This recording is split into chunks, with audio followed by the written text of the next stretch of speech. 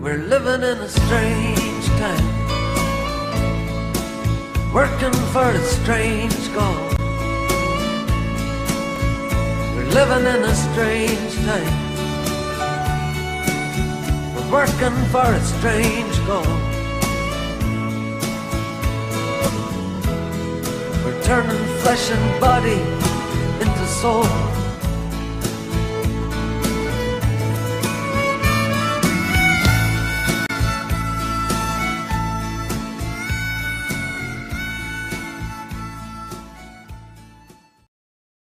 Hi there, this is Bill Ryan from Project Avalon.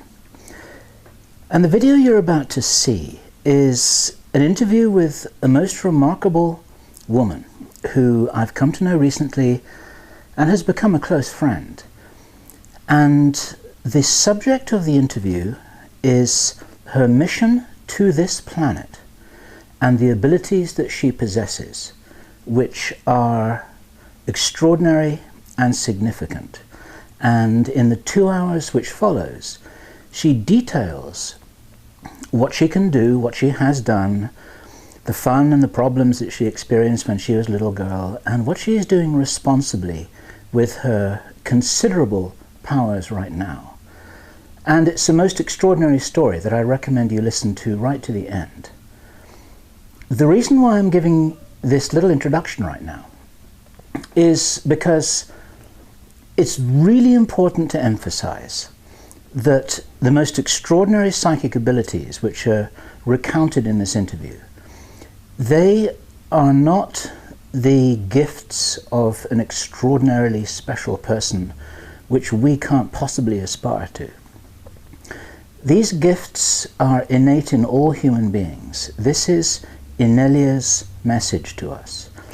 She claims that although she comes from an unusual place, let us say, and this is an unusual mission, it's an unusual lifetime, the gifts that she possesses are human ones. And a message that she wants us all to understand is that these gifts are our birthright, that the controllers of the planet do not want us to know that we have, and they use them, of course, themselves. The other important note to the interview is that magic, for lack of a better word, is interesting and spectacular and has fascinated human beings for generations, for thousands of years, for understandable reasons. It's not an end in itself. It's important to understand that, as INELIA says in her interview, these abilities will be gained as byproducts by anyone who is on a genuine spiritual path. And of course, many of the great masters in many traditions will attest to that. They're interesting, but they're not an end in itself, and they're not to be attained as a goal in themselves. That would be a trap. That's a dead end. That actually goes nowhere, apart from probably to fulfill the needs of the ego. And as you listen to INELIA telling her story, you will see that there is very, very little ego there. She tells her story in a very matter-of-fact way, that you too can do exactly as she does. You too have these capacities for changing the universe around you. And you too have the capacity, as she says, to create your own timeline. You can create your own future. And between us, taking full responsibility and standing in our own power, we can create the world that we want. Thank you. So this is Bill Ryan from Project Avalon, and it is the 10th of March 2011, and I'm here with INELIA.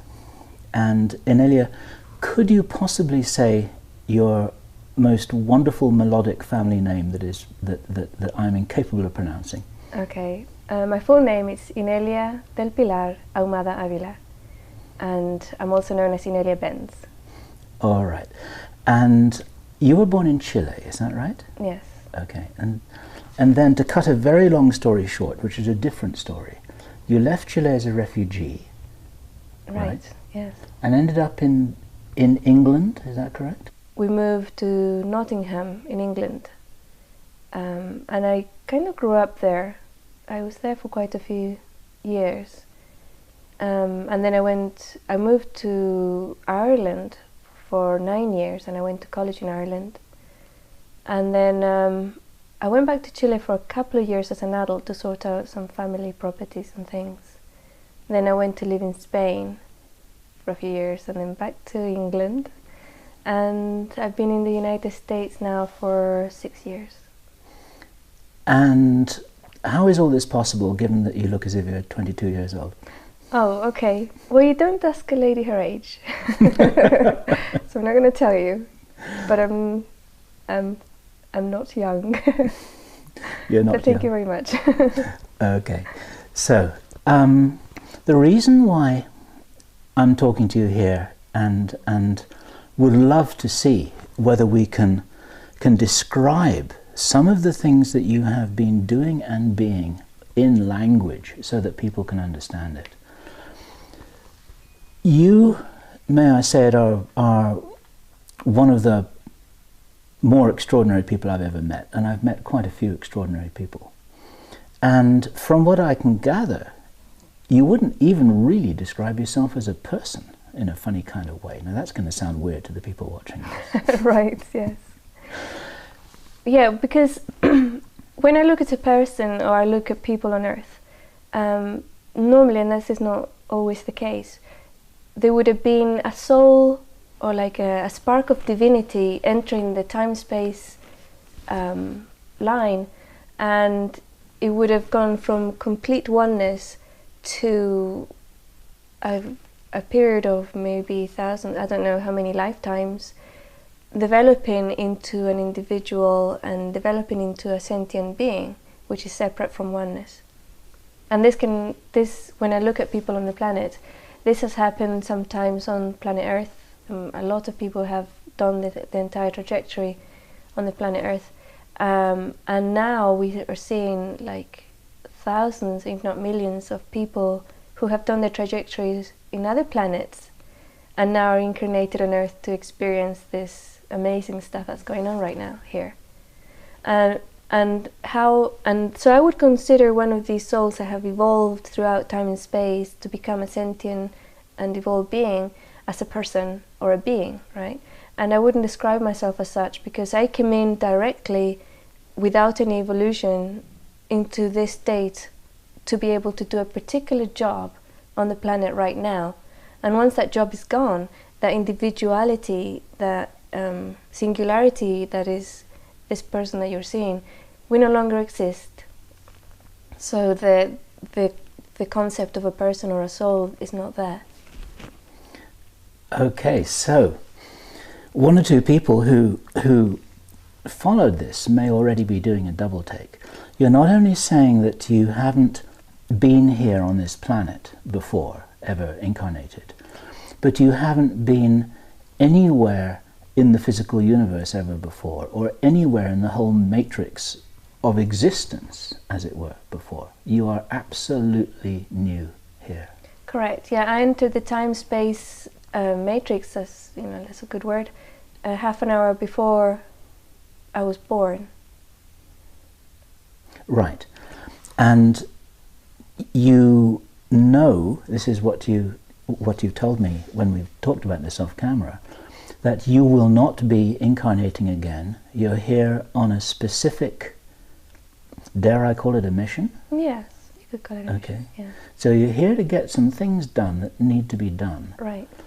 And you have come directly from, here we're struggling with words, you come directly from source, directly from unity, directly here into a human body, and are therefore operating in a very different way than human beings do who've been here for millions of lifetimes. Yes, yeah. And my entire early trajectory and still going on, something that's still continuing, is learning or being able to function within an individual viewpoint, an individual body, and within time-space in a linear manner, and dealing with that, being able to function within it, because that's where the job is at. So my trajectory has been to learn how to do that, rather than what would people would normally think us the other way around, you know. And that must have been extraordinarily challenging, to come in from nowhere and no when directly into being a very young human girl on this strange planet Earth with no manual guidelines or information about how it is you were meant to be or what you were meant to be. Yeah, there was definitely a challenge, and the main challenge was the reaction of others around me towards me. Okay, so for example, I did have some tools. I did come in with some tools. I was able to download information. So if I didn't understand something, normally I would be able to just tap into the collective and get it. I was speaking, according to one of my aunts, I was talking like completely perfect Spanish. It was in fact, didn't even have a Chilean accent when I was 9 months old, which for her, she was totally freaked out about it, but nobody else seemed to take any notice. And that was because I was trying to understand what people were saying or what they were trying to communicate, and I couldn't. So I simply downloaded the language and used it, you know. So I can't do that anymore with languages, unfortunately. I don't, you know, there's one of those things that I can't do, but for other things I can. And growing up, I think that was part of the way things work, that I was able to, the things that I needed, I get. But if I'm doing something just because, or, you know, because it's something that I'm interested in, but it's not needed, then I can't do it.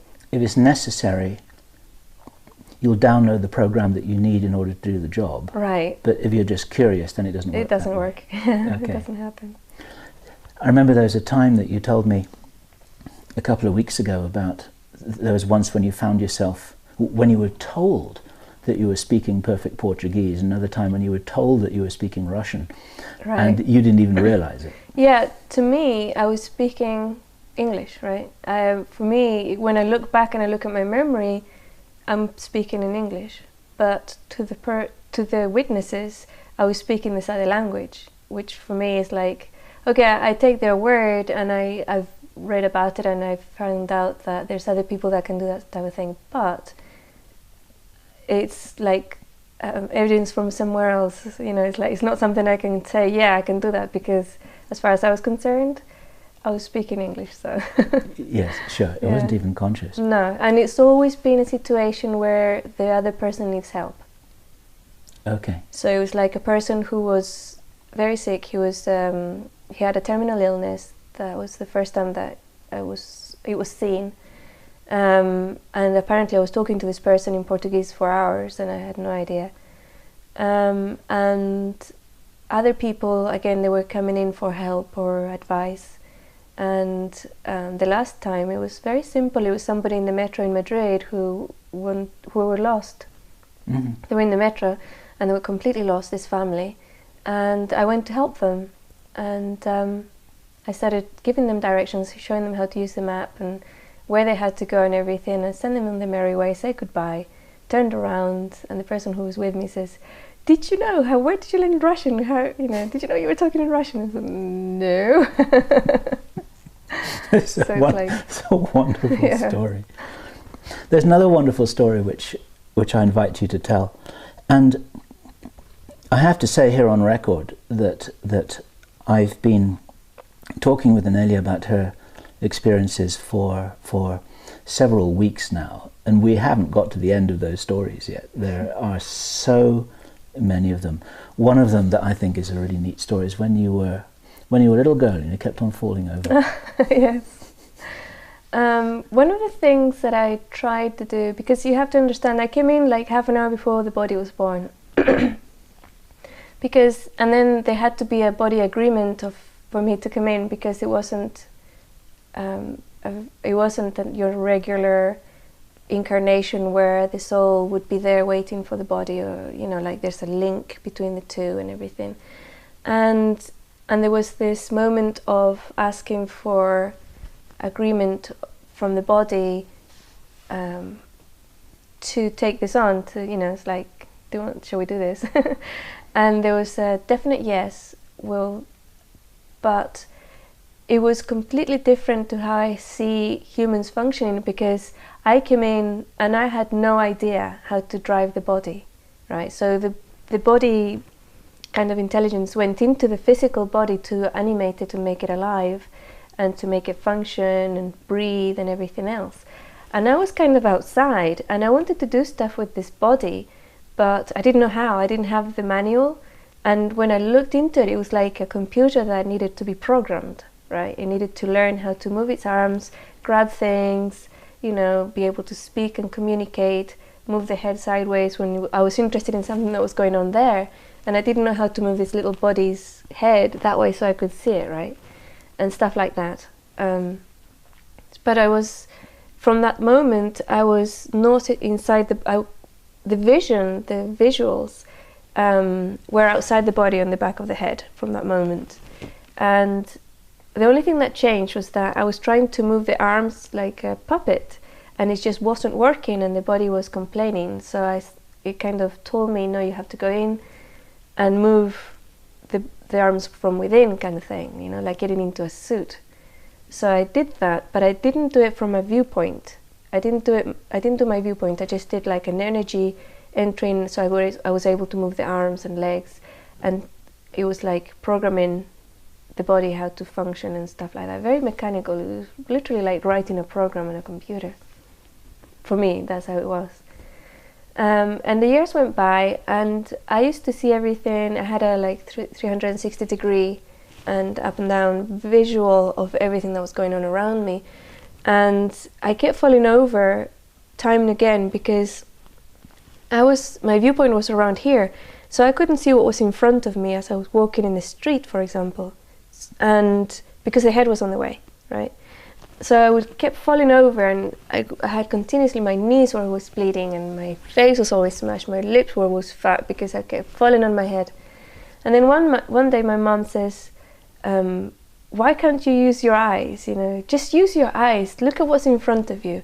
So I said to her, well, I can't, because when I looked through my eyes, it was like two tiny little pinpricks that you can only see a tiny little bit of what's going on.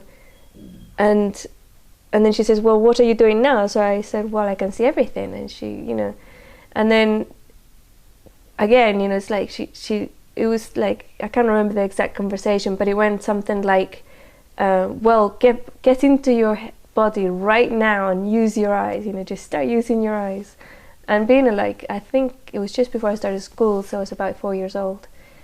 Being a child, 4 years old, you do what your mommy tells you. So I did that, and for me it was horrible. I could hardly see anything, and I had to point my head everywhere so I could see what was going on, you know.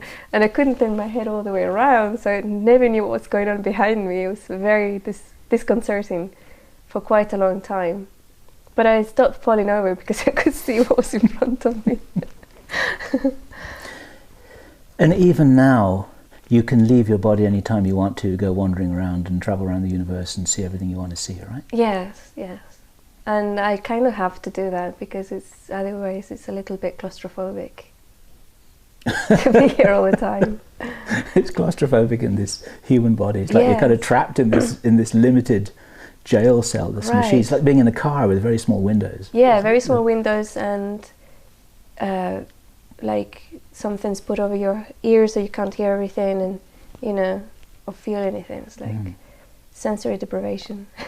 Right. So you have these extraordinary gifts that, of course, I understand that these are natural abilities that all spiritual beings have. But most people who've been in bodies for millions of lifetimes have completely lost these abilities. They can't even, it's not even real for them that they're there. Right. And you're coming in fresh with this huge toolkit of things that every spiritual being can do. Yes. What else can you do? You have to be more specific. Okay. There's a wonderful story that you told when you were watching a television program. It's such a great story. Well, I'm a bit of a TV addict, unfortunately, like in the purest sense of the word, that if somebody switches a TV in front of me, it's like I get hooked on it and I can't detach from, especially if it's a program that I want to see. If there's something I'm not interested in, I can just walk away, but if it's a movie, normally movies or shows on the History Channel, or something that grabs my attention on the television, I cannot walk away from it. And if anybody comes in and tries to change the channel, I got a little bit angry, or not angry, but I stopped them. And there was this incident. It was 2001, I think, where I was watching a show, and this person comes in, and he grabs the remote control, and I can see this in the corner of my eye because I'm kind of watching the show, and I said, "Don't change the channel," right? And he says, "Well, I came home to watch blah blah," and he goes to change the channel, and I said, "Don't touch that remote control." And he was about to press the button, and then he just drops the the control on the floor and goes, "Ow, ow," and looks at it, and he's like, "That burnt," And then he picks up the remote control, opens it, and it's all melted inside. And he says, "Why did you do that? You couldn't have just told me." And I said, "I told you not to touch the button."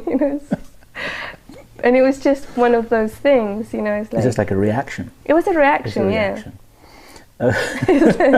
Don't touch my remote, So yeah, I mean, those things are there, and they're not really to be used as such.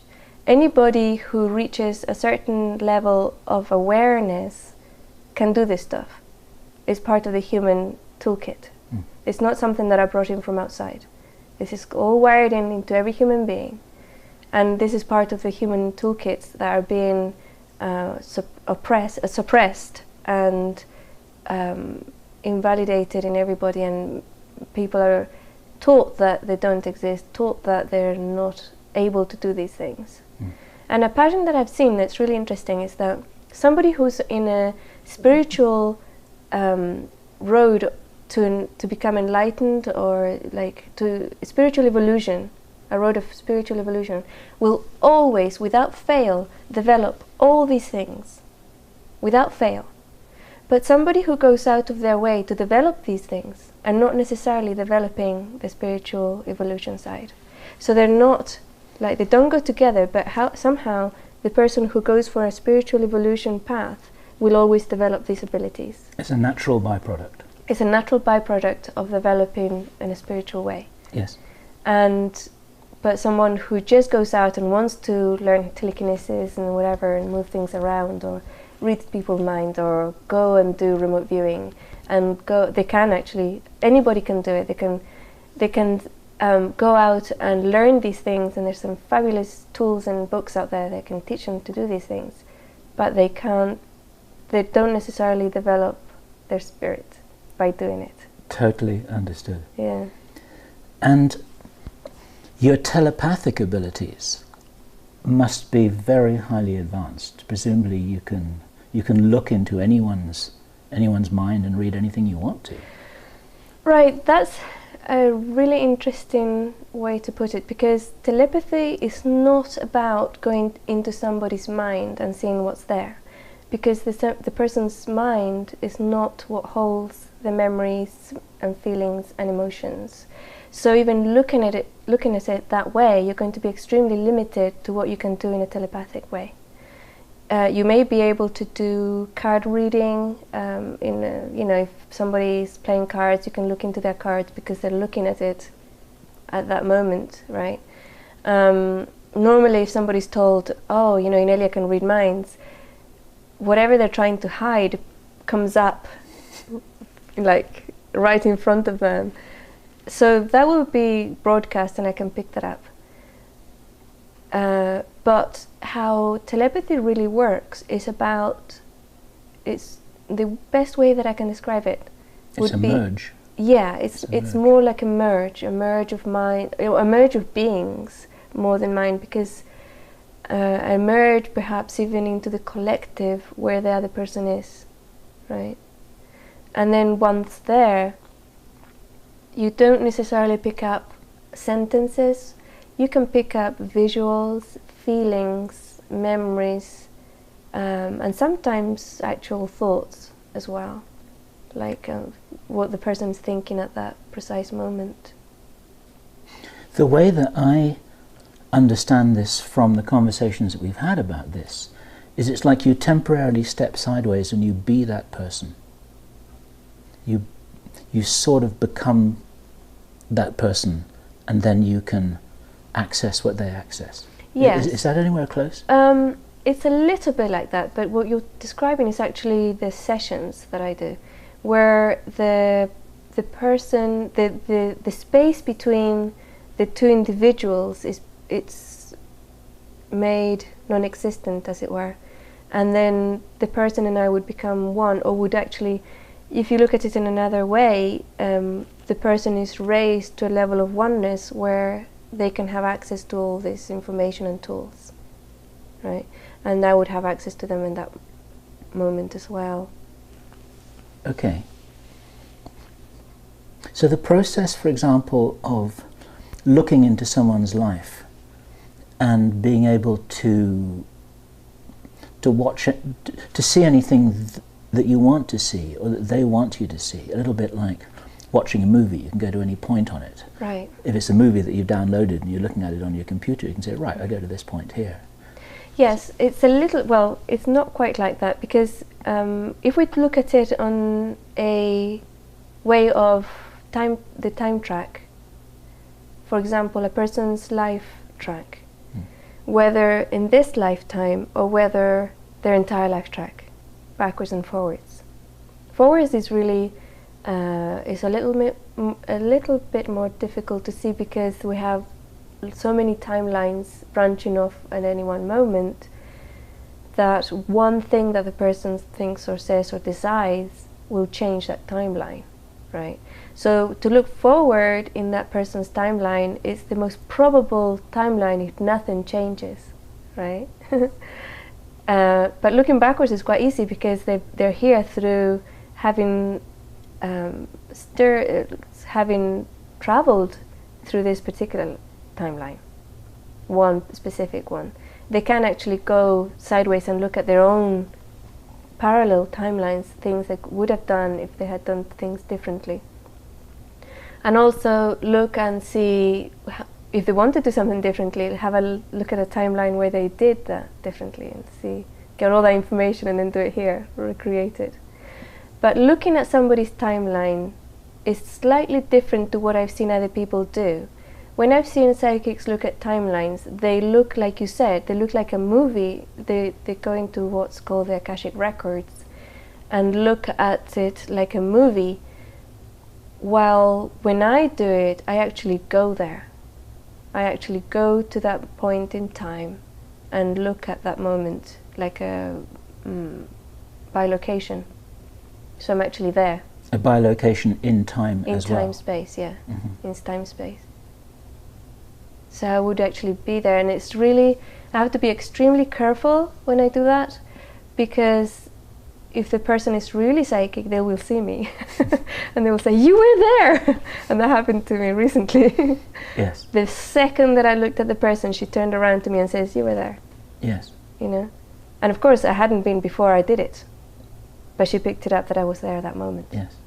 So I have to be really careful, because it can change things. It can change the past, it can change the future. So you have to be careful only to be an observer and to leave absolutely no footprints. No or footprints, nothing. yeah. And now, Whitley Strieber, in his work, his website, unknowncountry.com, he was one person among a number of commentators who described very graphically one night a few years ago.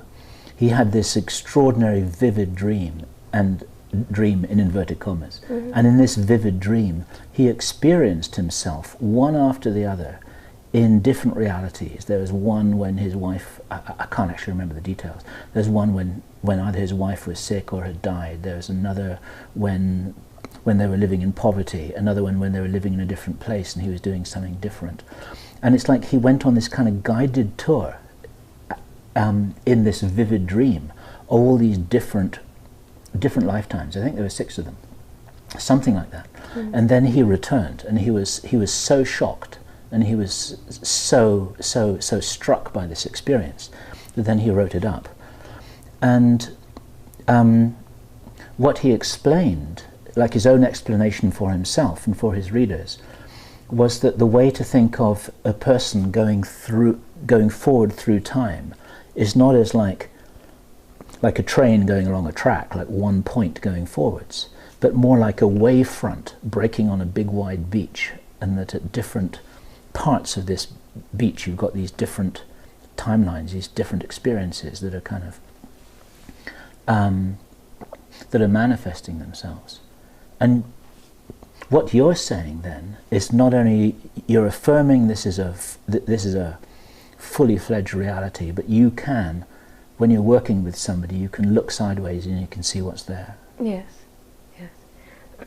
And I mean, even science now is accepting the quantum reality, right? The quantum physics talks about multiple realities, and that's something that, for me, it's real. I can tap into it in my own life and see different things that I want to find out about, right?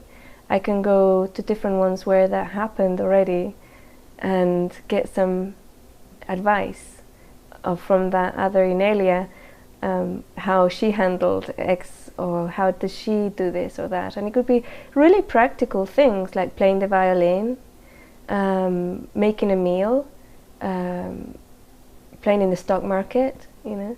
It was really funny because when I went to the Inelia that's really good at the stock market game, after a short conversation she said, "Don't do it. You're useless, just don't do it." And she was right, you know. I did try to do it and it was a total disaster. I shouldn't have. So you had one version of yourself giving advice to the other version of yourself, which is the you that we're talking to right now. Right, exactly. And anybody can do this. Anybody can do this. You can think, okay, so I want a reality where I am doing my dharmic work 100%. And again, you have to be really specific, because your dharmic work would probably be different in each one of the timelines. If not completely different, then maybe a little different, right? So for example, if you're an artist, you could say, how do I use my art to help people evolve or awaken, something like that. So, okay, so I'm going to tap into the live stream where I have done this, where my art awakens people, and I'm going to really successfully, and I can make a living out of it. Not just a living, but I can make a fabulous income that I can then reinvest and reuse to do even more things in the world. So you can go into that timeline and have a really long conversation with this other person that is you, that's already achieved it, and come back with all that information and just do it on this one. And so what you're saying here is you've got a whole load of parallel Inelias living alternative sliding doors type lives. This is a reference to Sliding Doors, the movie. Mm-hmm. Except they're not two timelines, they're many. Infinite. Infinite. Okay. Infinite. But the one thing that is in common with the Inelia in all of those different parallel lives is that you are here to do a job, and it doesn't really matter whether you're playing the violin, cooking a meal, or doing art. Those are those are the bells and whistles and the wrapping on that life, right? Right. So what are you here to do? Because so far we've talked about some of the peripheral aspects of this that are curious and interesting and fascinating to many people. But what are you really here to do? I only have one job, and that's to raise the vibrational level of the planet, including the human collective, which is part of the planet, to a critical point that will allow a transition into the new paradigm, a new level of awareness for everything, for the planet and every being in it, every rock, every insect, every person. And that's my only job, and I will do anything and will basically, yeah, I will do anything to achieve that. If it means helping somebody who's already awakened and aware and enlightened to reach an even higher level of vibration, then I will do that. And if it means waking somebody who was previously asleep and that will raise their level of vibration, I will do that. If it means going to a geographical area and cleansing it so that the vibration can come through properly, I will do that. I don't have one attachment, or the only thing that I'm here to do is raise the overall level of vibration, and that's it. Now, I've got a million questions to ask you about that, but first let me ask you, how old were you when you first knew that that was what you were here to do? I always knew it, but I didn't know how to put it into words, because growing up, it wasn't something that the family would talk about. My parents were very rational. They were mathematicians and physicists. They were professors. They weren't into spirituality. They weren't into the vibration of the planet or anything like that. So as a child, I didn't have a concept of how to translate what I was here to do. However, I used to do it. If I saw somebody sick, I would sit next to them so that their level of vibration would be, would rise, and I would do that naturally throughout my entire childhood and through my teenage years and later on. So you just kind of move into situation and you'd heal people and you'd help people and you'd Right. nudge situations along. Right. Basically, yes. And then, if I understand it right, a little later on, you would do work that could be regarded as being more major, more fundamental, more far-reaching. Is that right? Yes. I was always working in the background. I was told very early on that I had to kind of wear a mask, and I mustn't show what I was or who I was for many, many years. And that mask, I was asked to remove it in 2002 or 3 or something. And before that, I was working very much on a one-to-one basis with people and doing psychic activism on very quietly, not telling anybody about it. Okay. And that begs a question. You're saying that you were told to do this or that. Right. Who were you told by? How were you told? This is, yeah, I suppose that's a very interesting question.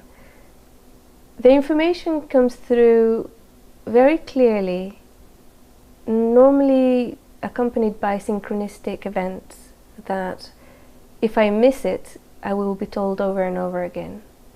Like a book would fall off the shelf, and a child would say the same sentence at the same time. That was the title of the book. A radio would be blaring and there would be a song that was talking about the same thing. So I was actually told things very clearly, but a lot of the time with regards, that would be more like practical things. Say, go to the park and sit on the bench. There'll be a girl sitting down next to you having her lunch and she needs you to sit next to her, you know. I would get that information and I would do it, and you know, sure enough, the girl would turn up, you know, like she would be the visual that I had received, and just sit there eating her lunch and then go away, you know. And that's all that was needed. And you would, and maybe, I mean, just using that example of the girl on the bench as an example, you wouldn't know why, and you might not ever know why. Right. And I never needed to know why. It was just an assignment. Yeah. Okay. Yeah. And you're always totally certain at a level of knowing that when you are given one of these assignments, the right thing to do is just not question it, Right. not attach anything to it, and just do it. Is that right? Yes. There was a time when I was a teenager. You know, every teenager rebels, right? And parts of my life had to be about learning to be a human. So I had to go through that rebellious time, and I rebelled against all this too. You know, it's like I would be told, you have to walk very quietly and very gently and not make any waves in the astral. So I would go in blaring, you know, singing and dancing and jumping on everything. It's like, I'm making a lot of noise in the astral. In the astral. Yes. Stuff like that, you know, like Right. a teenager, right? Okay. And there were a few points where I was asked to do certain things, and I said no, I don't want to, I don't feel like it, I'm watching TV or whatever, you know. I'm listening to music, or the typical, you know, when your mum clean the room, you know, yeah, whatever. And I went through that at this level, which is kind of a little bit comical if you think about it, because, you know, here's this being who's supposed to do this big job and is going through the teenage rebellious stage, you know.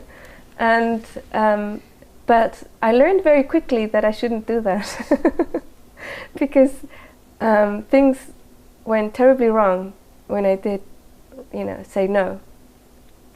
And it was really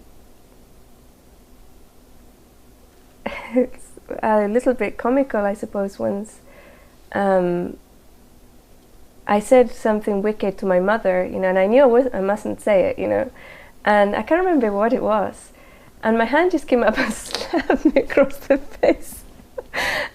And I went, oh, you know, that hurt. And it wasn't really nasty. It was just a little something that you feel inside. I shouldn't have done that, you know. It was just a little something. I can't remember what it was. It was probably something like, oh, you have a grey hair, and, you know, whatever, you know, something to do with her appearance probably. Just to be wicked, you know, just to be... And then you immediately slapped yourself in the face. That's all. That's the really funny one. It really hurt. But the other times when it was something more serious and I wasn't listening, there was a sense of urgency. Like, do it now, do it. And it was like a growing urgency that if you don't do it, something terrible is going to happen, right? And I wasn't able to switch that off. So it would just get worse and worse and worse, and I had to then like run to the place or whatever and be there, you know. And then of course I'd be out of breath and, you know. So I learned very quickly that it wasn't really my choice. It wasn't something that I had a saying in. And then we come into the other side of that, where's the free will and that, right? And we talked about that a little bit before, but with regards to, you know, doing the things that I was told to do, there's a very, very good way to tell what is ego telling you something to do, you know, telling you to do something. If it's ego, if it's some other negative entity trying to take you over to do bad things, or maybe things that you think are good but really are not. Or if it's really from source, which is how I would describe it, you know. We can give it lots of names. I find that people understand it better if I say, my guides or my higher self is saying this right now. And they will understand that, and it is true. It is true. That's what happens. And I didn't need to translate it or give it a personality, so it wouldn't, even though I would say my guide is telling me to do this now, I can describe it, and it describes it perfectly. For me, it wasn't an entity guide. It was just the same thing, but if you take the identity away, and it would just be the thing. That's how it would come through. And the really good way to distinguish between that pure energy from source that is your guide or your higher self, and ego or another negative entity that's trying to influence you, is to listen to your bodies. And the best way to learn how to do that is to go into a very, very open space within yourself and then tell yourself a lie. You know, instead of saying, you know, your name's Bill, you say my name is George, and that will resonate wrong somehow, somewhere. Will feel odd, it will feel wrong. And then you know when it's true and when it's not, when it's source and when it isn't, when it's you, the genuine higher self you, and when it isn't. It's actually like what they do to calibrate a lie detector.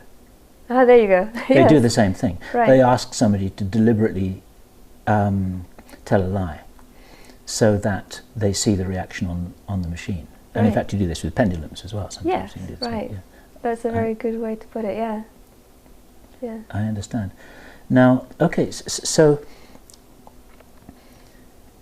if we take the girl on the park bench as an example, when you get a knowing, a direct knowing that that is what you must do, and you go there, and sure enough, there she is, and something happens, presumably, and you may not know what that is, and then the girl goes away, and then that's the end of your job. Yes. You may have cured her, or healed her, or stopped her from killing herself, or resolved a problem, or something. But what is that process? How does it work? How can you explain this? How can you explain what's happening? The best way to describe it would be that my focus goes to her. And I am there 110% in every dimension, in every time space for that moment. That's how I can, but I don't do anything. I don't have any intention. I don't have any attachment to outcome. I don't have any curiosity. Nothing. It's just complete focus. And what appears to happen is that there's something else, whatever it is, the divine force, energy, chi, whatever, comes through and directly into her to resolve and do whatever that I have no idea what it is. And then it's done. There must be some examples that you could give where you did actually get feedback on that and you did see the transformational effect. Can you share some examples of that? Yes, for example, yeah, there is an example, and it goes back to the person who spoke Portuguese when I was a teenager. I must have been about 12 or 13 years old at the time. Let me think. I think I was 13, but I could have been 12. And my mum used to be a very outgoing person, very extroverted, and she used to have parties at our house most weekends. So there was always a party at our house, and there would be like 50 people plus at the parties. And that moment, normally, because I'm not an extrovert, I would go into the room and I would scan the room and see who wasn't vibrating at a high level or who was vibrating at the lowest level, and I would just go and sit next to them. That's what I would do. Just because you wanted to? Yeah, that was the natural thing for me to do. Okay. That's what I was here for, I suppose, right? Okay. It's like, why do we breathe, you know? Because you need to. Or because it's something that we do. And so I would sit next to them and I would sense their vibration going higher and higher and higher. Occasionally I would look and see kind of shadow bits, and I would kind of move those out of the way, but only if I was told. You know, it's like, oh, look at that focus on that little bit there, you know, and as I was looking at it, it would just dissolve and go away. But with this person, I was sitting next to him, like I said, for about an hour or two, and we were talking away. We had a huge long conversation all about different things, different topics and stuff, and all of a sudden he turns around to me and he says, "Where did you learn Portuguese?" And I look at him and says, "Never, I can't speak Portuguese." And he says, "Oh, but you've been speaking Portuguese to me for the past hour, 2 hours." And I look at him and says, "No, I haven't." You know, at the time my main language was Spanish, so I said, I was actually speaking Spanish. And he says, "No, you weren't. I can't speak Spanish. You've been speaking to me in Portuguese." And I said, at that moment I thought, okay, this guy's a little bit of a nutter. So I'll just quietly get up and go to the other side of the room, right? So that's what I said. I said, "Oh, well, it was nice meeting you." And I got up and I moved to the other side of the room. A few days later, I think it might have been about a week later, he came back to the house and he had a conversation with my mother, and I kind of listened in, and he said that when he was at the party, and for like 4 months he had known that he had a terminal illness, and he only had like weeks to live. I don't know what the illness was. that he had gone back to the doctor after the party and he no longer had a terminal illness. He was cured. There was nothing wrong with him. And he just disappeared. He had just disappeared. And he immediately knew that it had been me, according to him, right? Because he was from Brazil, and in Brazil they have a lot of knowledge about healers and what healers can do. And according to him, one of the things that these people can do is speak in different languages. That there's special kids and adults that can talk to the patient in their own language, naturally. So he knew, he had put two and two together, and he came back and he wanted to thank me and, you know, for healing him and stuff like that. And then, so that was a feedback of something that had happened that I had no idea what was happening at the time, right? I had no idea that he was sick, and I had no idea that he had been healed. And even up to today, my memory is that I was speaking in Spanish. So I had no idea that I was speaking in Portuguese. So, and really, it was irrelevant. I didn't need to know any of that stuff. I really didn't. But I found out, and then other things have happened. And occasionally, people will come up and say, you know, this happened or whatever. And sometimes a third person that didn't know that I had done a certain psychic mission will come up later and tell me, say something like, I just had a dream and I know I have to tell you this dream. I've been told that I have to tell you this dream. And it's normally the conclusion to the work that I've done. So they tell me what happened, you know. And it's really interesting because normally I'm not curious. I'm not curious about what's happening or to get validation or objective proof. But what I've found out is that sometimes that validation and objective proof is necessary for others. In which case then it manifests as part of the whole package. Right, right. I understand. That's fascinating. Yeah. That's really fascinating. Yeah. And okay, so just then you gave the example of somebody who was physically relieved of an illness, was cured of an illness, just because you sat with him and talked with him for a couple of hours. Yes. What sorts of other transformational things might happen? I mean, I presume it's much more than just physical healing. Yes. There will be like a disentangling of energy sometimes in the person, so they can think more clearly. And occasionally I will be sent to a light worker who needs to finish a mission, or who needs to continue a mission that they're about to drop, right? And that's happened a few times, and it has manifested in different ways. And so it's like a support structure for right. people who are already doing good work. Yes, exactly. Okay. Because you see, like a light worker, especially somebody who has a very big mission, will have there will be entities and people trying to stop them, right? And there are points in time that they could have been taken out of that mission, either physically, completely, or by just killing their will to carry on in that mission.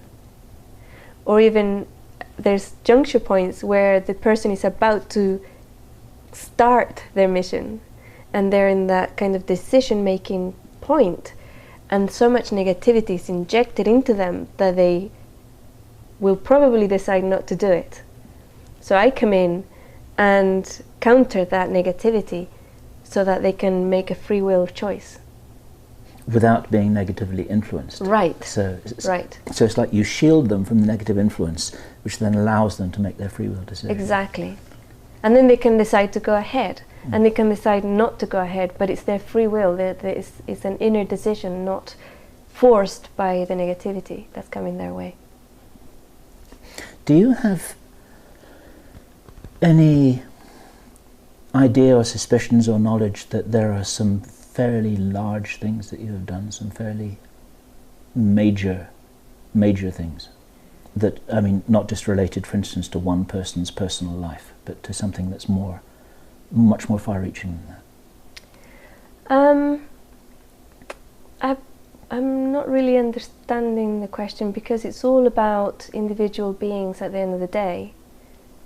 I mean, there's different things that I do. All I do is just focus my attention on something or someone, and then that something or someone will be able to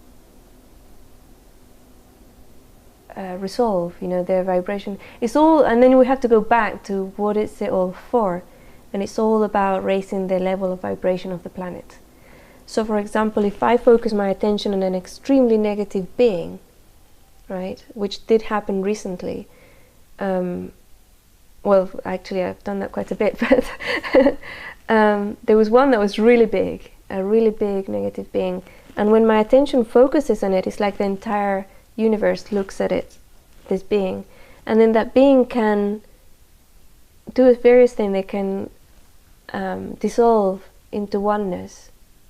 They can drop the body and leave, and go and reincarnate in a planet where it's okay to be negative, but it's not okay to do it now on the planet Earth at that level, right?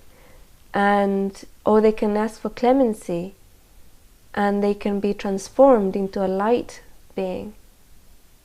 And so recently I had an experience where I was asked to hang out with this extremely negative being, like really, really negative person on the planet.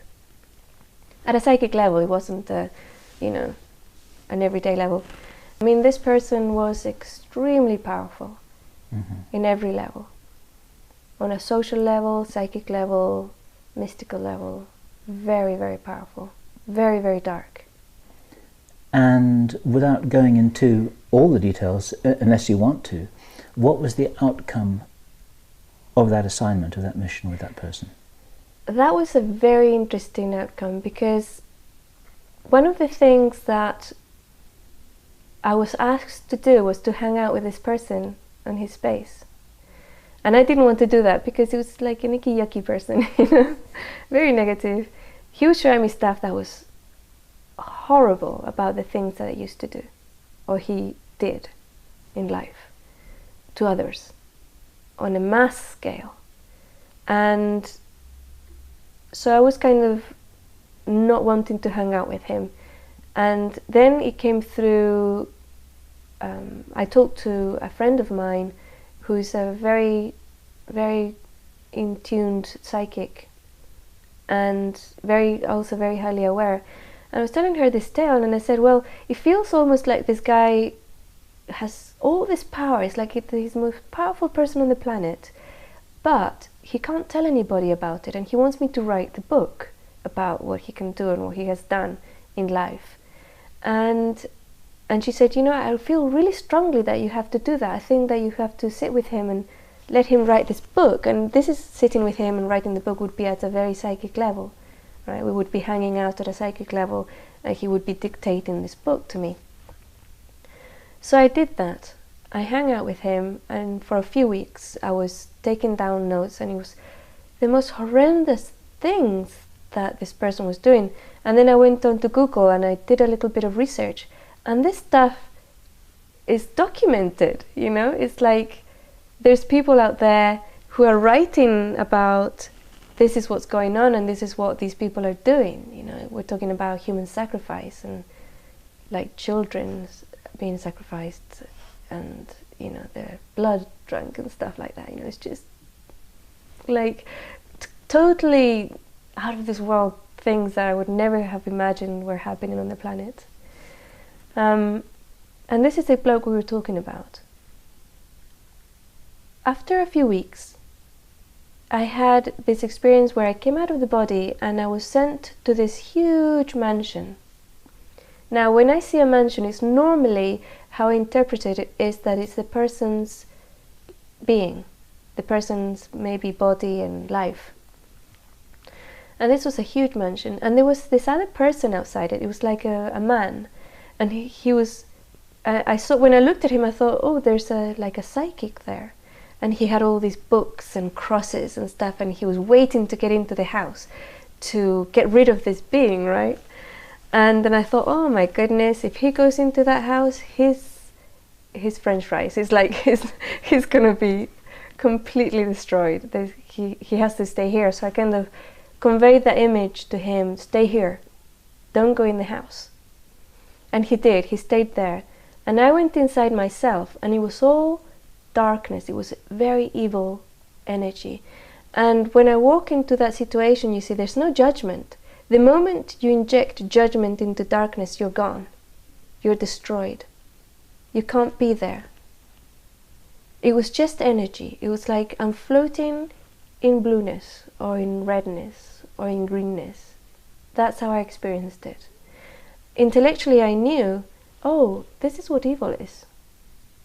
This is what color evil is, or whatever, you know. This is how it feels to the finger. This is how it feels against my skin, you know. And I walked through the house, and I found him sitting on a throne in a room. And he was just sitting there, and he was looking at me. And it was all like the complete energy was of pure, unadulterated evil. And I sat next to him, and I just looked. I was just looking at him, and he was looking at me. And I had no agenda. I didn't know what was going to happen or anything. I was just sitting with him.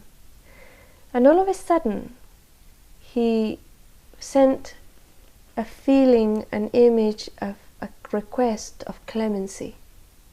It took me by surprise. And as soon as he did that, I felt this huge rush of energy, chi, that was pure, unconditional love towards him. And it just infused him with that light. And he was just, whoa, you know, it's like it was out of this world. And I was gone out of there. I was back in my body, and I went, whoa, what was that about? You know, what happened to him? And of course then the human part comes in and says, you know, how come that happened? You know, I would have killed him or whatever. Look at all the nasty things he did. And you know, I kind of went through that little time of human emotion or whatever. Reacting as a human. Yeah, reacting as a human for a split second. It was like a split second of, how can this be? You know, this person has done all this through thousands of years, and he's giving clemency and beautified, you know. But that's why the part of the part of judgment or human side or body cannot come into the equation when I do this work, because that would have destroyed this human, and he would have not done the work, which is to raise the level of vibration on the planet. And by taking that whole negative thing and turning it into light, it raises it a lot. Yeah. So job completed. And humans have been judging each other for thousands of years, if not much longer, and it hasn't changed anything at all. It hasn't changed a thing. And the most interesting thing, and this comes back to objective proof, it was subjective proof, but it was from somebody else. A friend of mine who's also a psychic, she called me with one of those dreams that she absolutely had to tell me. She emailed me, she didn't call me. She emailed me, and she said, I've got to tell you this dream. I don't know what it's about, I don't know what it means, but I know I have to share it with you. She said that she had gone into a huge mansion, a big mansion, with myself and this other person who was a well-known psychic, a man. And we were walking around the mansion, and she said she's a feng shui expert. How do you pronounce that? Feng shui? Feng shui. Feng shui. I believe. Okay, so she's a feng shui expert. So she knows about energies in a house. When she goes into a house, she will read the energies with her psychic awareness and then make the changes to change that. She was walking around this house, and she said it was squeaky clean. It was completely empty and clean, like there was no energies in it. And she could see where the paintings had been taken down from the walls, and everything had been taken away. And when one of the things that had happened was that when this thing had completed with this mansion and the person had been infused with light, it felt as though he had been given clemency and he had taken all his assets with him. And now she was relaying this dream about what was, the conclusion of the other thing. So I kind of got my answer, Yes. What happened. Yeah, there he was.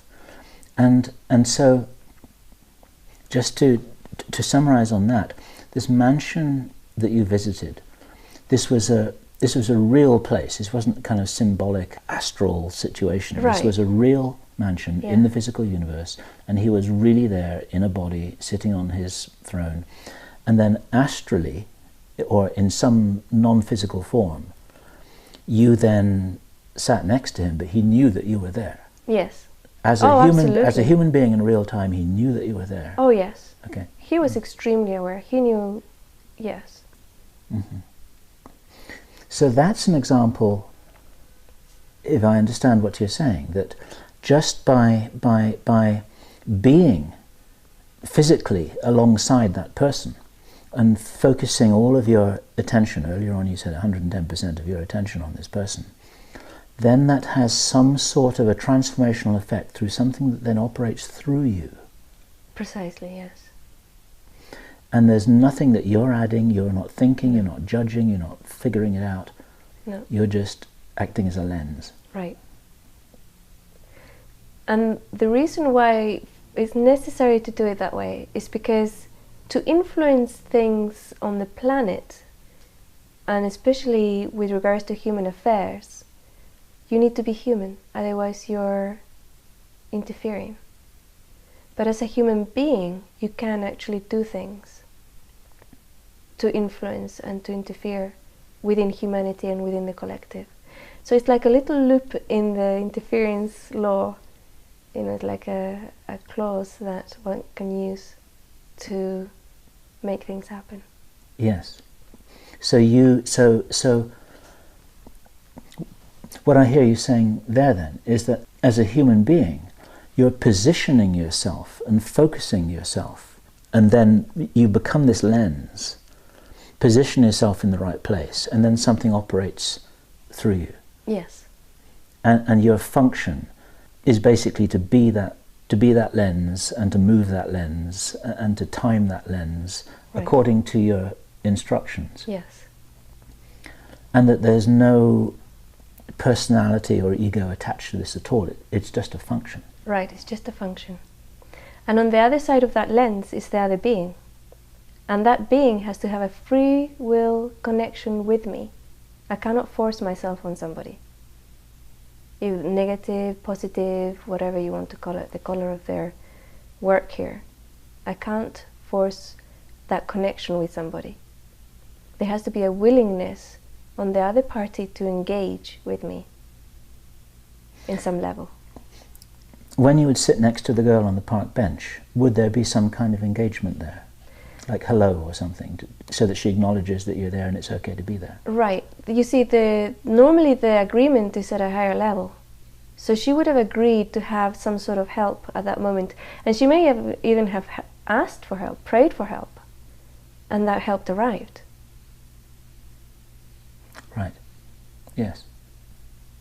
Yes, but on a physical level, especially if I'm dealing with a light worker who's fully aware, I can only kind of make them know that I'm there, and then they have to invite. And then they have to ask, or agree with the interaction. Yes. Well, let's just take this a step. This is so wonderful, interviewing someone who's telepathic, because you know exactly what I'm going to ask you now. When you were given me as a target, okay. Telepathy doesn't work with a video camera. You actually have to say something. You were given my name. Is this right? Right. Bill Sometimes, yeah. Bill Ryan? Just No, like just that? Bill. Bill. Bill and Avalon. Bill and Avalon. Yeah. And this didn't mean anything to you? No, nothing. I'd never heard of you before. I'm sorry. But that often happens. I will get a name, and what normally happens is it'll take me weeks to find it, you know, to find the person or the relationship, because I get other clues as well. But with you, it's very quick, and normally when I find somebody very quickly, it's because it's urgent. It's make or break somehow. I have no idea normally how, but sometimes I'm shown very graphically. And with you, I got Bill and Avalon. So I went on my computer, I put Bill Avalon, and your website came up, and your interview, the last interview you did, came up. So I joined your forum, and I put in a post that was meant to be a flag for you to see. It was a post that had energy behind it, so that it wouldn't be missed. But then you had to actually contact me, because I couldn't, you know, go out of my way and like say, I have to work with you, right? Yes. You had to wait for me to approach you. Yes. Which is exactly what I did. Right. Yeah. I can actually say, look, I'm here. That's what I can do, either by sending an email or a personal message, or putting a post to say, I'm here. And then the other person has to say, I'd like to see you, I'd like to contact you, I'd like to talk with you. Yes.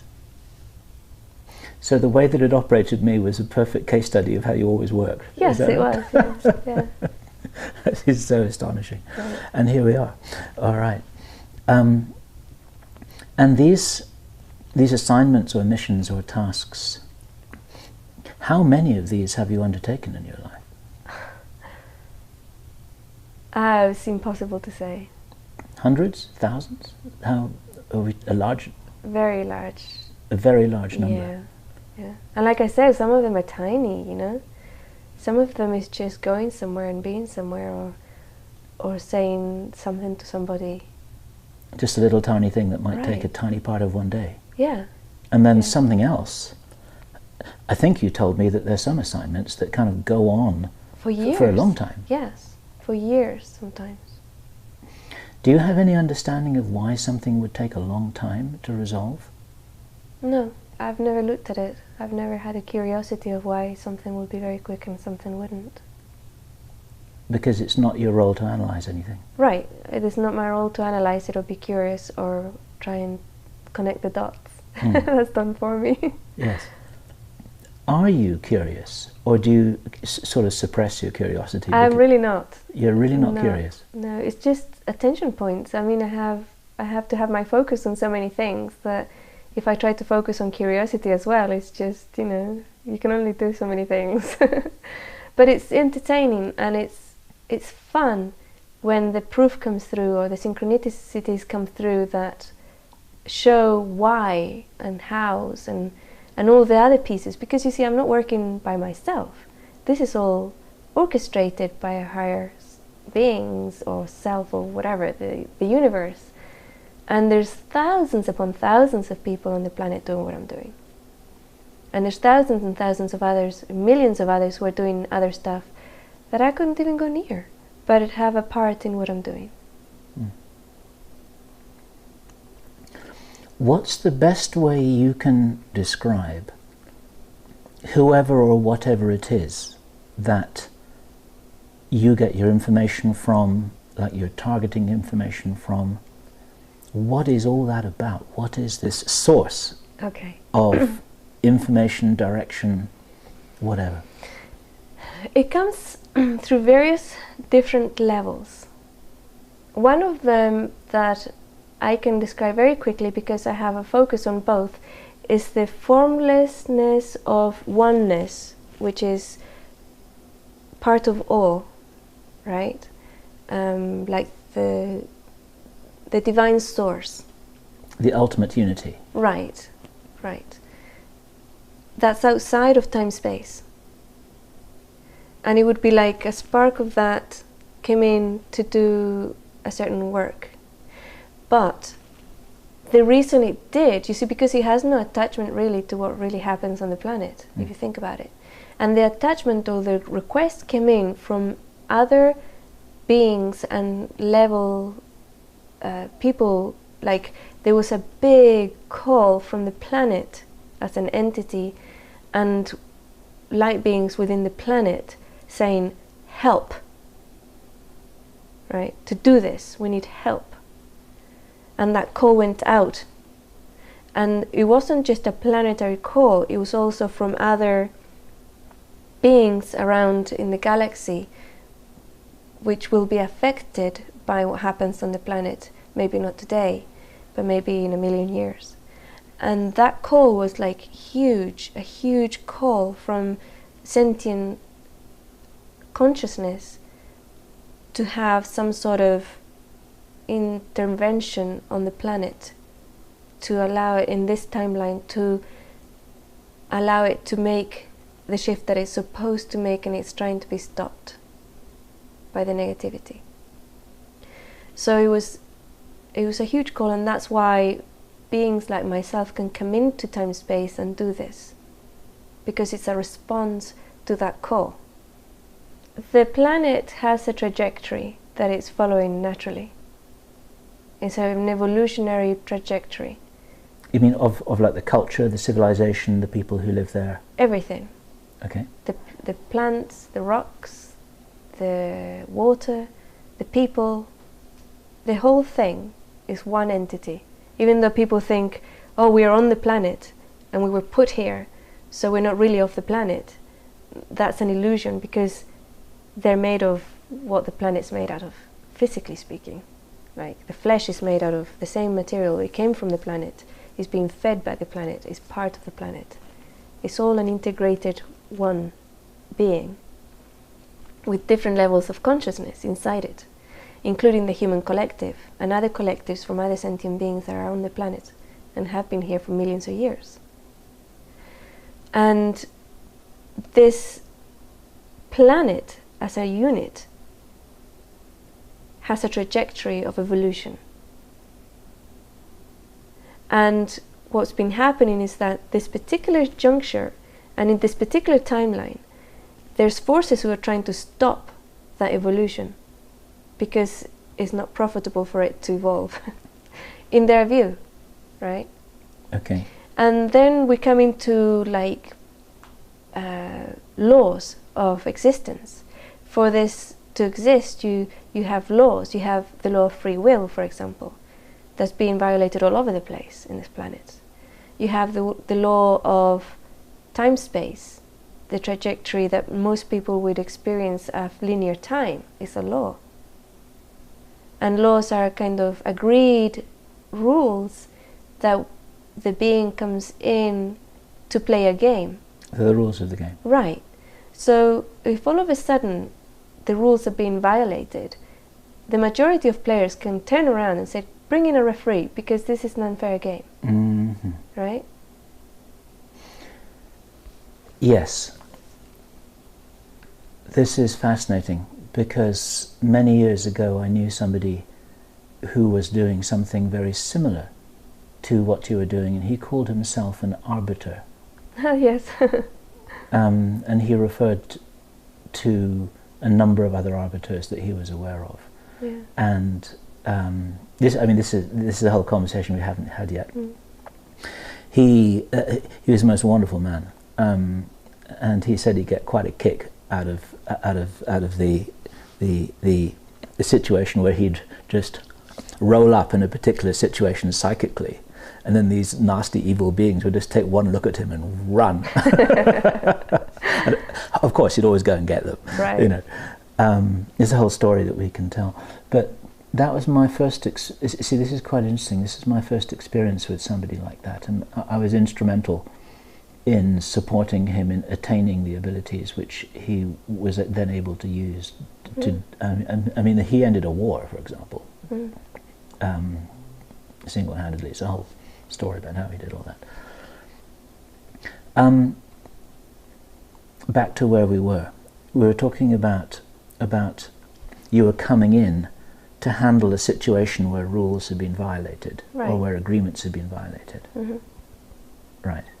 Yeah, basically what's happening on the planet right now is extremely negative, and well, on a physical level, there's a violation of free will, because if you keep a collective asleep, what decisions they make is being influenced by those who are awake, and it's not really free will. It's a bit like stopping people from voting. Right. Yes, sure. Or, yeah, just taking their bodies over like they're sleeping and doing it for them, you know? So that's not really free will. So that's one of the things that's being violated. And then all the wars and all the other negativity, fear. The vibration of fear is what's the makeup or the building block of negativity. And the planet's being bombarded, the planet's humans, the collective, is being bombarded with fear by a very few people on the planet, right? Like the ruling elite are bombarding the entire population, the entire planet with fear through television, through wars, through crime, perpetuating all these things, even music. And that's also a violation of what's supposed to happen here. Right. It's like a complete bombardment. Right.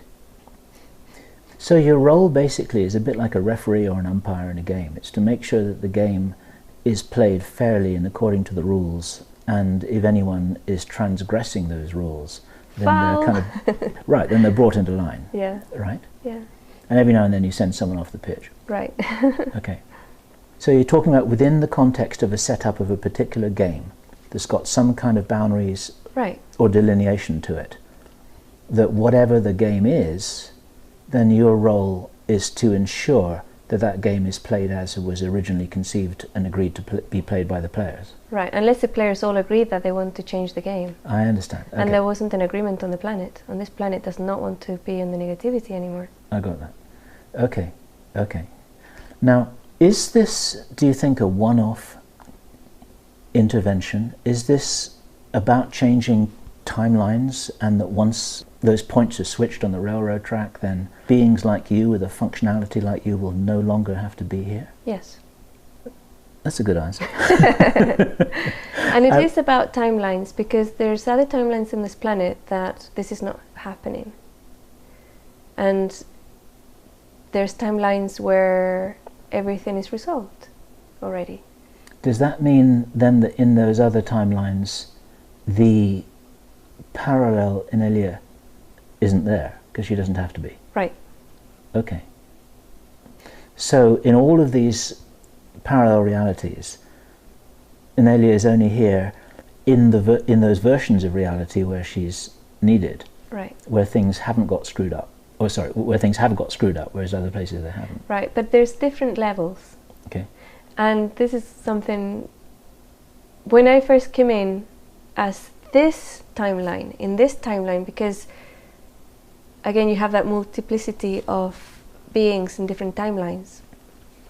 When I first came in and I became aware that I was in time-space, there was certain things I wasn't sure about. One of them was whereabouts in the shift I was. Was it before, during, or after the shift? I didn't know. And the other one was, which timeline am I in? How severe is it? You know, what's going on in this timeline? I didn't know either. And I found out when I was 3, and I wanted out. I totally had what you might call a toddler nervous breakdown. When I found out there were still wars on the planet, I realized, it just dawned on me which timeline I was in. And it's one of the worst, you know, they still have wars here. And I completely broke down. I started crying, and I cried for 3 or 4 days. They had to take me to the doctor, give me an injection, put me to sleep for another few days or whatever. And then I woke up and it was like, I don't know if I can do this. It was honestly that thought at that time. I honestly didn't think I would be able to do it. At the age of 3? Yeah. And you remember this totally clearly now, looking back? Oh, I've never forgotten it. It used to be a point of humor in my family, you know. How many 3-year-olds do have a nervous breakdown when they find there's war still going on in the planet? It wasn't something that was easily forgotten.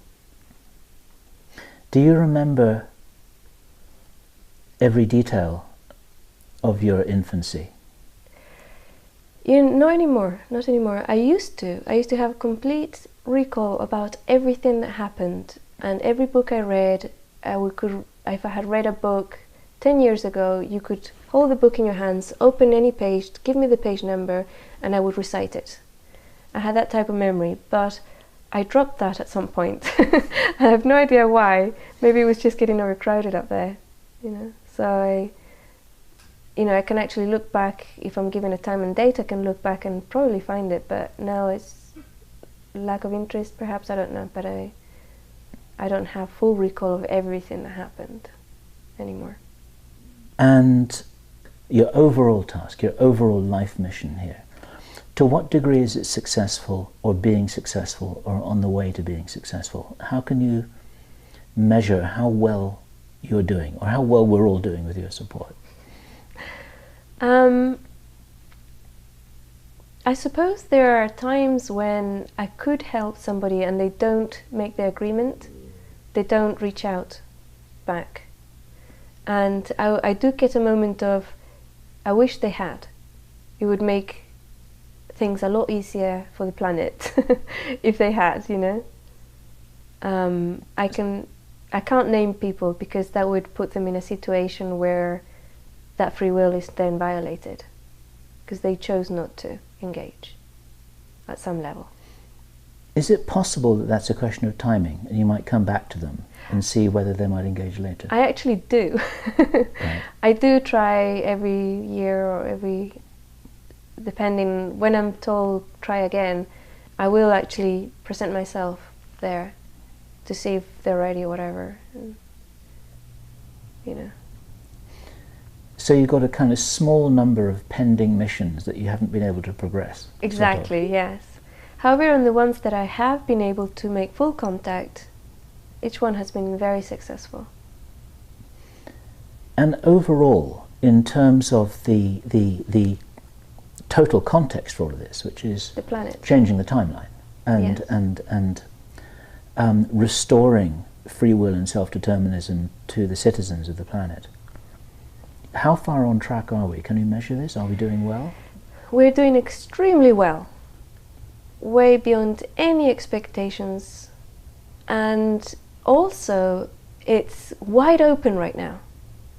It's wide open. There are no limits of how much it can be accomplished.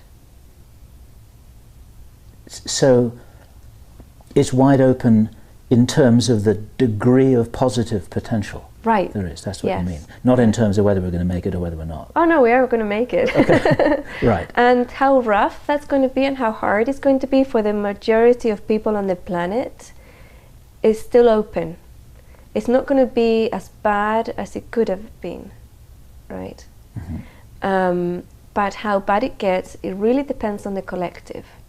It really depends on each individual choosing to process their fear.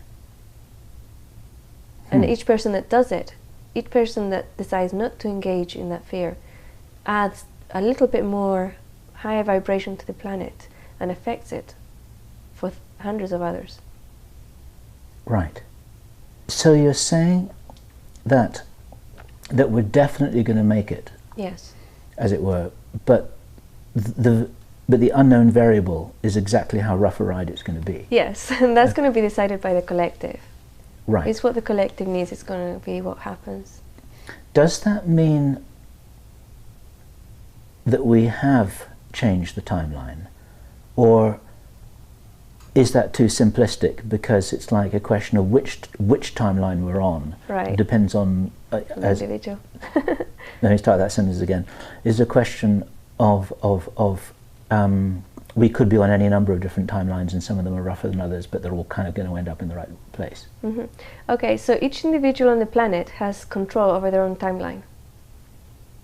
And that's one of the things that they don't want you to know. Because if the person is able to change their timeline, they're not going to choose one where they're enslaved for the rest of their life. They're going to choose one where they can manifest whatever they like and live wherever they like and have a beautiful life. Right. So when we're talking about have we changed the timeline, the correct question would be, have I changed my timeline? And joining those others that want the same timeline that I want. Now I've got the visual metaphor of in inverted commas, the timeline as actually being this big braided rope made out of millions of little threads, which are intertwined in any number of different permutations to make a timeline. Yes. And each one of us create that thread as we wish, and align ourselves with others who are creating their threads as they wish. Exactly. And if you have a conscious choosing of that thread and threading and joining, you no longer have enslavement. It's impossible. You no longer have wars unless there's a group of people who really into war games, and they can create their own timeline together. Wow. That's a moderately staggering thought, I have to say.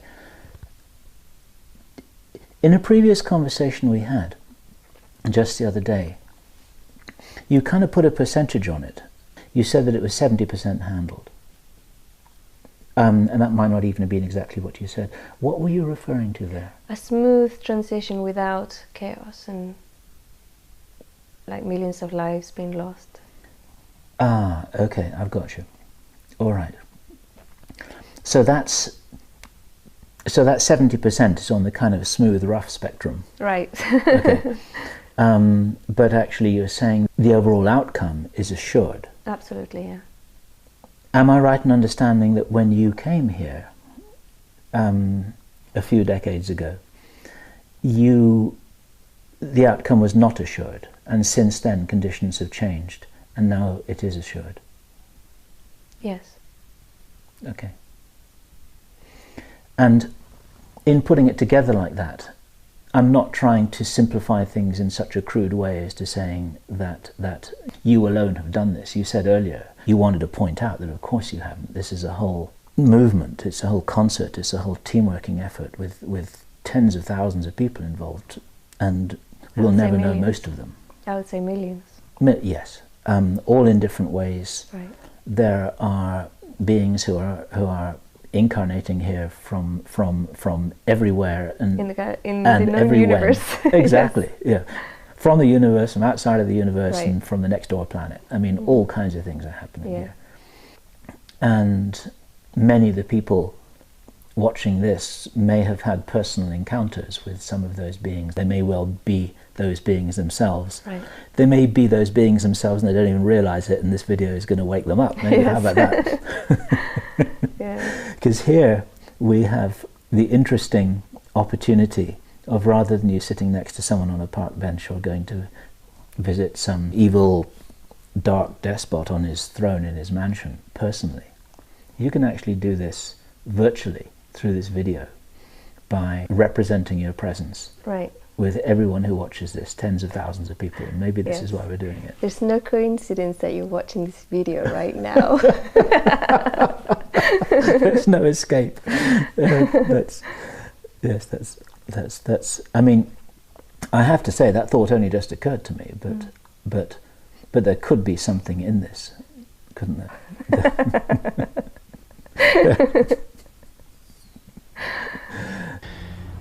So, INELIA, now it's a couple of weeks later. There's something else as well which might be useful to address, because in the interview you talked about parallel timelines, about different alternative realities, that to some degree we have a choice about what to experience. And right now things are very confusing because there's a lot of information. You get prophecies and predictions and visions and dreams, and people thinking, oh my God, this is going to happen and that's going to happen, and people who've been told things by astral beings and ETs, and then these things don't happen. And what does this mean? What advice can you give to anyone who's worried about what it is that they have been told will happen or might happen? There's an aspect of that that's really interesting, because when the information is given out, collectively we choose to agree on it or not agree on it. So the first thing I would say would be not to agree on it.